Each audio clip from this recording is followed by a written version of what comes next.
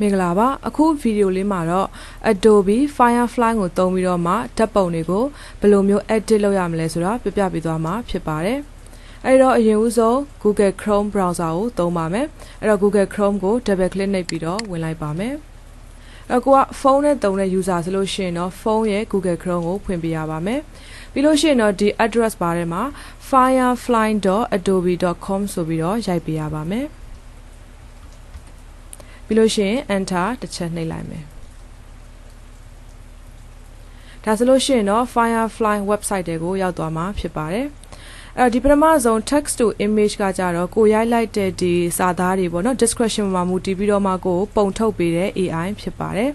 ဒီလေက generative fee ကကြတော့ကိုရဲ့ရှိပြီးသားပုံမှာ upload တင်ပြီးတော့မှအဲ့ဒီဓာတ်ပုံမှာပြန်ပြီးတော့ပြင်ဆင်တာဖြစ်ပါတယ်ဒီနောက်ဆုံးတစ်ခုကကြတော့ text effect ပေါ့နော်သူကကြတော့ကိုပေးလိုက်တဲ့ instruction အတိုင်း prompt အတိုင်းကိုမှစလုံးလေးတွေကို effect နဲ့ထုတ်ပေးတာဖြစ်ပါတယ်အဲ့တော့ကိုအဆင်ပြေတဲ့ AI ကိုယူသုံးလို့ရပါတယ်အဲ့တော့ဒီမှာကကြတော့ generative face ဆိုတာလေးကိုပဲသုံးလိုက်ပါမယ်အဲ့တော့ဒီက generate ဆိုတာလေးကိုတစ်ချက်နှိပ်လိုက်မယ်ဒါဆိုလို့ရှိရင်တော့ကိုကဒီ generative AI ကိုသုံးချင်တယ်ဆိုလို့ရှိရင်တော့ပထမဦးဆုံး sign in ဝင်ပေးရပါမယ်အဲ့တော့ဒီအပေါ်ထောက်နာလေးမှာ sign in button လေးကိုတစ်ချက်ထပ်နှိပ်မယ်ပြီးလို့ရှိရင်တော့ကိုယ့်ရဲ့ email address ပေါ့နော်ဒါလည်းသုံးပြီးတော့ sign in ဝင်လိုက်မယ်အဲ့တော့ဒီမှာကတော့ continue with Google ပေါ့နော် Google နဲ့ပဲဝင်လိုက်ပါမယ်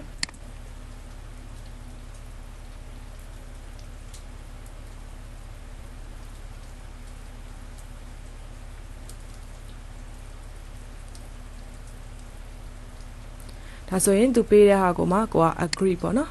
ဒါလေးတွေကသူက skip လိုက်မယ်ဒါဆိုလို့ရှိရင်ကိုမှရှိပြီးသားပုံ upload တင်သုံးပြီးတော့မှ edit လုပ်လို့ရသွားပြီပေါ့နော်ဒီနားလေးက upload image ဆိုတာလေးကိုတစ်ချက်ထပ်နှိပ်မယ်ဒါဆိုရင်ကိုရဲ့ set ထဲမှာရှိနေတဲ့ပုံတစ်ပုံကိုဖွင့်လိုက်ပါမယ်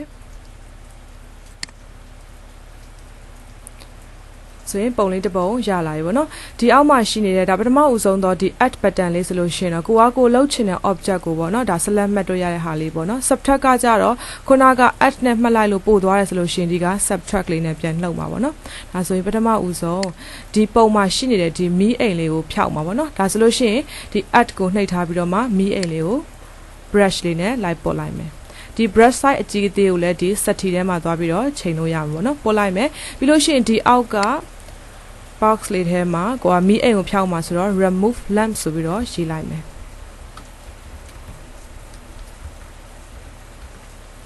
ပြီးရင်ဒီက generate ဆိုတာလေးကိုတစ်ချက်နှိပ်လိုက်မယ်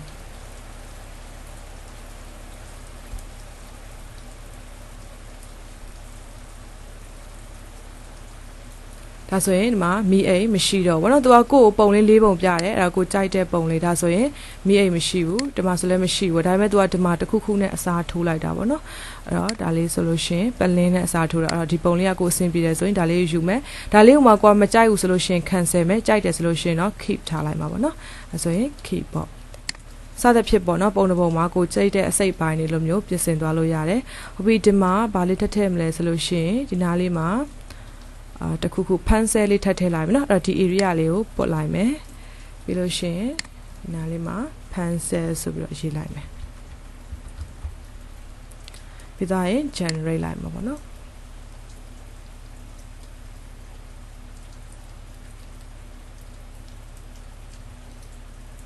ဒါဆိုရင်ဒီမှာသူပြထားတဲ့ဖန်ဆဲကအကြီးကြီးဖြစ်နေတာပေါ့နော်ဖန်ဆဲရဲ့ book ရဲ့ပေါ့ဒါဆိုရင်ပြီးကွာထပ်ပြီးတော့ကြည့်ချင်တယ်ဆိုရင် more ဆိုတာလေးကိုနှိပ်လို့ရတယ်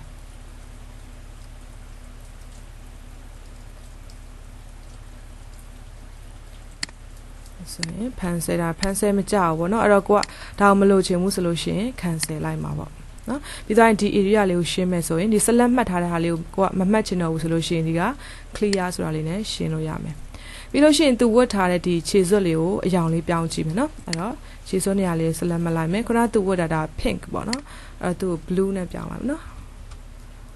blue sock ဟော generate လိုက်မယ်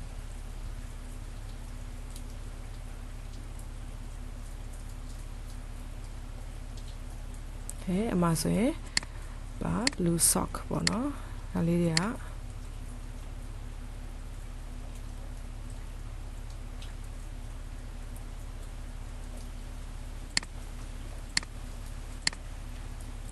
ကိုကြိုက်တယ်ဆိုလို့ရှိရင်ဒါလေးကို keep ထားလိုက်ပါဘောနော်အဲ့တော့ဒီစပွဲပေါ်ကဒီစာအုပ်လေးမှာဆိုလို့ရှိရင်ပန်းသီးတစ်လုံးရှိတယ်ဘောနော်ပန်းသီးကို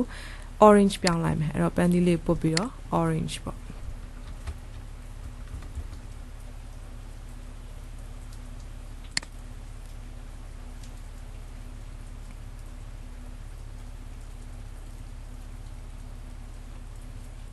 ဆိုရင်ဒီမှာ orange လေးရလာပြီပေါ့နော်ဒါလေးကို keep ထားလိုက်မယ်ပြီးသွားရင်ဒီမှာရှိတဲ့ဟာလေးကိုပေါ့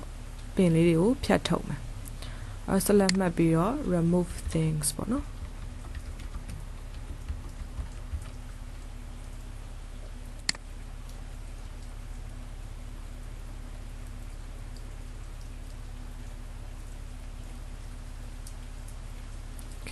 အဲ့ဆိုရင်မှာပြတ်သွားပြီပေါ့နော်ဒါလေးကို keep ထားလိုက်မယ်အဲ့ဒီနေရာလေးမှာ TV ထားကြည့်မယ်နော်အဲ့တော့နားလေးပို့လိုက်မယ်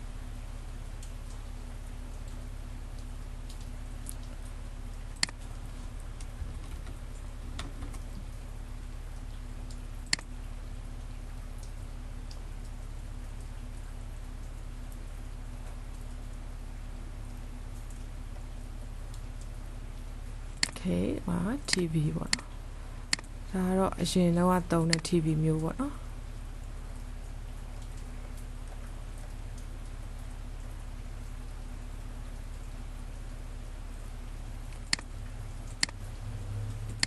ဆိုတော့ဒီ TV မကြိုက်သေးဘူးဆိုလို့ရှိရင် cancel လိုက်မှာပေါ့နော်အဲ့တော့ဒီမှတ်ထားတဲ့ဒီ selection လေးကိုလည်း clear လိုက်မယ်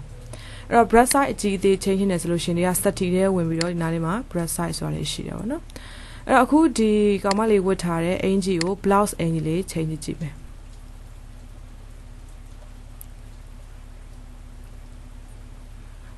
ကဲကိုမှတ်ရတာဒီလိုမျိုးပို့သွားတယ်ဆိုလို့ရှိရင်ဒီမှာ subtract ပေါ့နော် subtract လေးသုံးပြီးတော့ပြန်နှုတ်လို့ရတယ်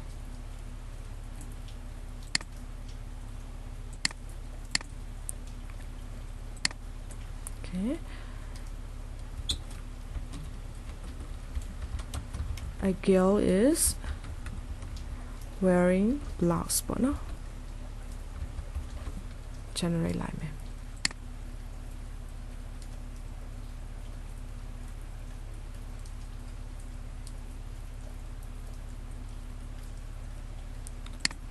ဒီမှာဆိုဒါအင်ဂျီလေးတွေပေါ့နော်ဒီမှာကိုကြိုက်တဲ့ဒါလေးဆိုရင်အဆင်ပြေလောက်တယ်အဲ့တော့ဒါလေးရွေးပြီးတော့ keep လိုက်မှာပေါ့နော်ဒါကကြတော့ဒီ Firefly ကိုသုံးပြီးတော့မှဒီကိုယ့်ရဲ့ပုံတွေကိုပေါ့နော်လိုသလိုပြင်ဆင်တာပေါ့အကယ်၍ကိုကဒါလေးတွေပြင်ပြီးသွားပြီဆိုလို့ရှိရင်ဒီမှာ download button လေးရှိတယ်ဒါလေးကိုတစ်ချက်နှိပ်ပြီးတော့ save လိုက်ရုံပဲပေါ့နော် download နှိပ်မယ်ပြီးသွားရင် continue ပေါ့ဒါဒီနေ့သင်ခန်းစာလေးကကြတော့ဒီ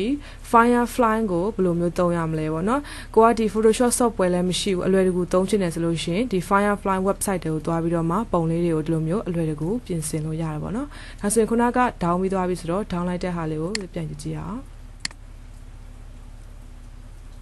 ဒါဆိုလို့ရှိရင်တော့ဒါပြင်လိုက်တဲ့ပုံလေးပေါ့နော်သူကကြတော့ဒီလူလုံးတလို့မျိုးတော့နည်းနည်းလေးတော့တိတ်ပြီးတော့မတိကြဘူးเนาะလူလုံးတလို့မျိုးလေးတော့တိတ်မတိကြဘူးနည်းနည်းလေးတော့လိုအပ်ချက်လေးတွေတော့ရှိတာပေါ့เนาะဒါပေမဲ့တော်လေးတော့အဆင်ပြေတယ်အဲ့တော့ကိုကပုံတွေကို Photoshop ကြီးမသုံးချင်ဘူးဝယ်လည်းမသုံးချင်ဘူးဆိုလို့ရှိရင်ဒီလိုမျိုးလေး website ထဲမှာ firefly.adobe.com ရိုက်ပြီးတော့မှကိုယ့်ရဲ့ပုံလေးတွေကိုပြင်ဆင်လို့ရပါတယ်ကျေးဇူးတင်ပါတယ်